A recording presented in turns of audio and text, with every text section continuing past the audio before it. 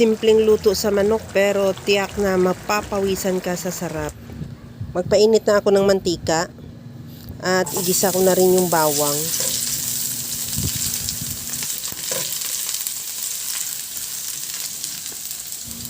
Isunod ko na rin ilagay yung sibuyas.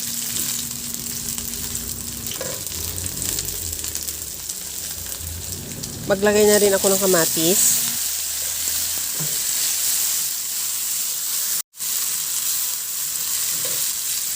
Timplahan ko na ng asin at paminta.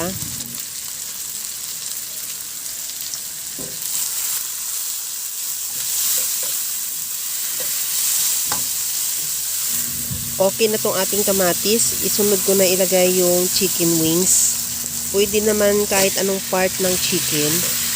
Pwede thigh, pwede breast, o kahit anong available sa iyo.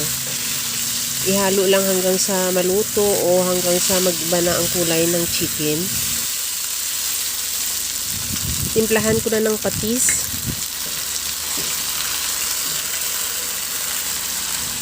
At lagyan ko na ng tubig. Takpan hanggang sa kumulo at isimmer. Pahinaan yung apoy hanggang sa maluto yung manok. At ilagay ko na yung carrots. Maglagay din ako ng bell pepper. Lagyan ko na rin ng sigarilyas or kahit anong gulay mayroon kang available, pwede rin cabbage. Takpan hanggang sa maluto at ilagay ko na rin yung sotanghon. 2 piraso lang, depende sa iyo kung gusto mo ng mas marami, pwede mo dagdagan, pero kung gusto mo lang din ng konti, pwede mo rin bawasan. Ihalo hanggang sa maluto lang din yung sotanghon.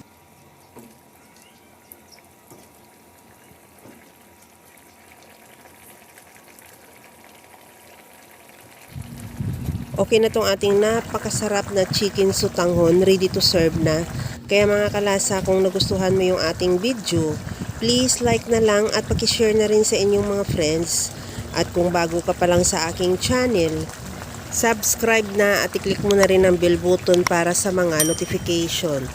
Kaya mga kalasa, alam ko kayang-kaya mo tong gawin dahil sa sobrang simple at napakadali niya lang lutuin.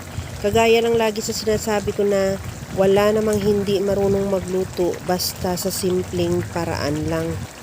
Okay na to, hanguin ko na lang at ready to serve na. Hanggang sa muli mga kalasa, thank you for watching. Bye-bye!